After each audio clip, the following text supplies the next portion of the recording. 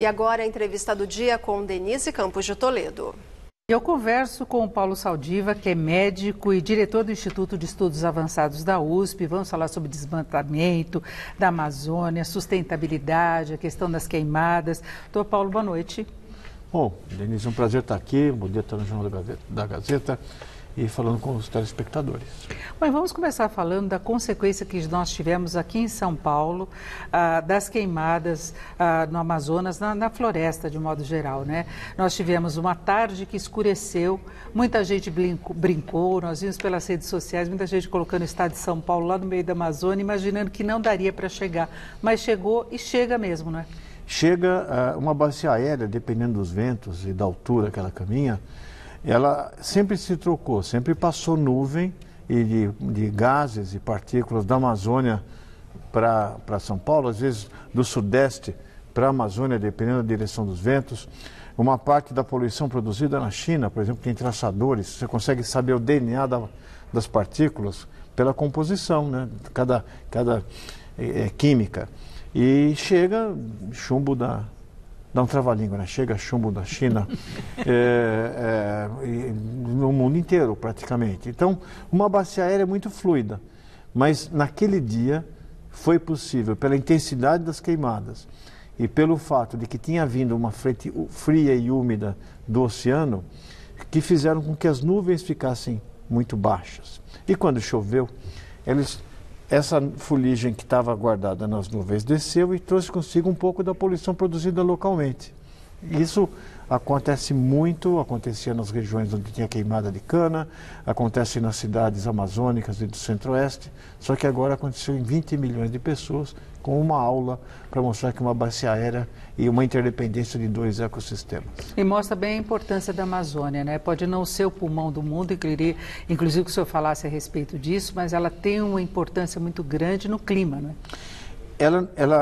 Acho que o presidente da França estava num momento de emoção e falou do pulmão do mundo, mas o maior reservatório, ele deve ter falado em termos de CO2, né, de fixação de CO2. Então, uma coisa é gás de efeito estufa, que fica na atmosfera durante décadas.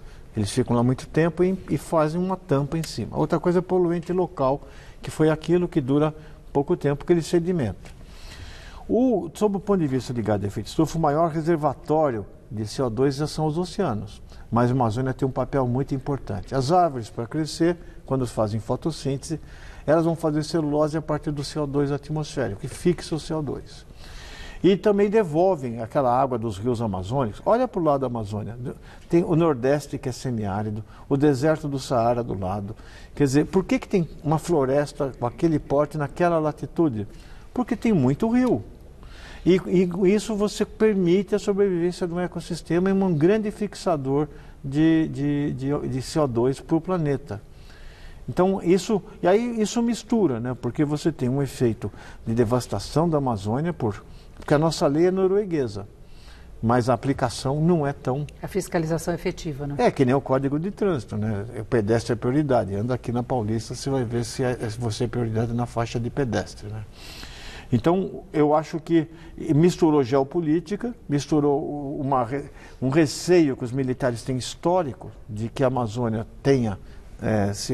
esteja sob interesse internacional e uma série de, digamos, eu vou dizer, para ser educado, de frases não adequadas por parte do Brasil, que colocaram, uma parte foi o fogo da Amazônia, outra parte foi o fogo posto pelas palavras e o antagonismo que desde o início, tanto o ministro do Meio Ambiente quanto o nosso presidente demonstraram em relação à questão amazônica. Isso criou uma preocupação com relação ao real comprometimento do governo com a preservação, com a fiscalização, com a punição do uso inadequado, porque nós tivemos divergências em relação ao exterior com o Fundo Amazônia, que a Noruega e a Alemanha já cortaram os recursos deste ano, há toda uma revisão, então fica essa preocupação ainda, né?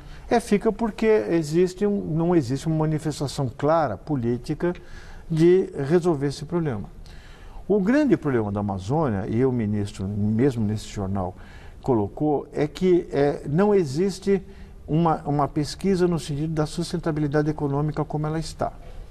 Então, isso até está começando a acontecer, a se montar Rainforest Business School na Amazônia para você poder mantê-la como está e ter atratividade econômica. Ou seja, dinheiro de fora não vai resolver o problema se você não gerar emprego local.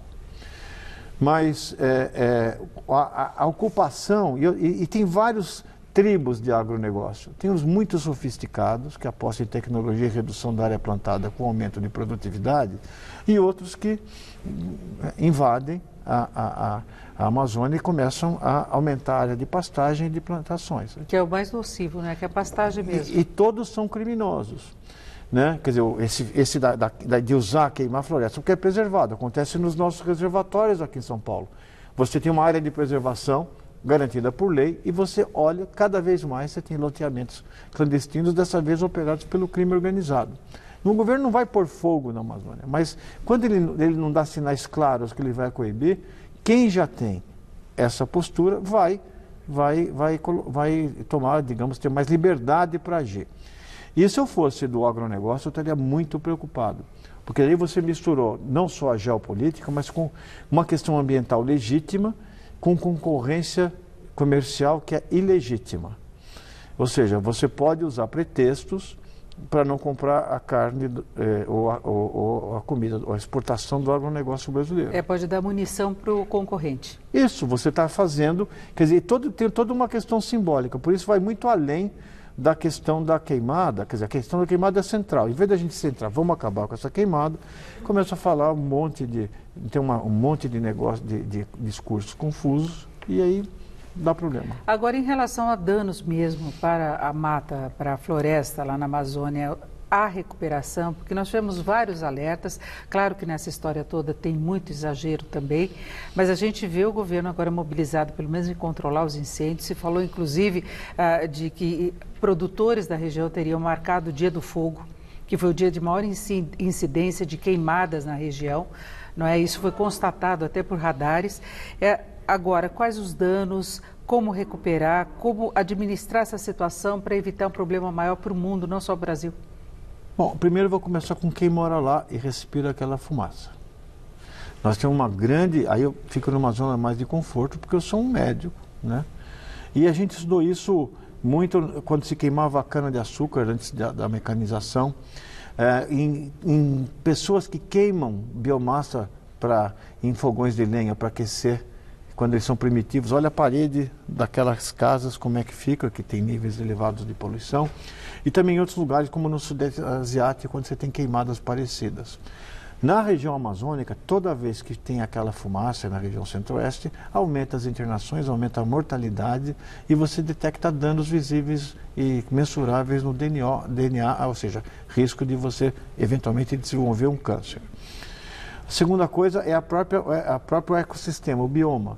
Quer dizer, animais que são destruídos. Você perde também, a Amazônia não tem uma capacidade de recuperação infinita, ou seja, você depois de um determinado ponto, você vai ter que replantar, porque ela não vai sozinha. E a gente está queimando recursos naturais importantes. Todas as proteínas, todas as moléculas que pode usar para medicamento, e que vieram, a maior parte, vieram muitos remédios que a gente tem, vieram ou de bicho ou de planta, e que estão absolutamente inexplorados. Essa é uma alternativa, né? E isso é uma perda para o Brasil e também para o mundo.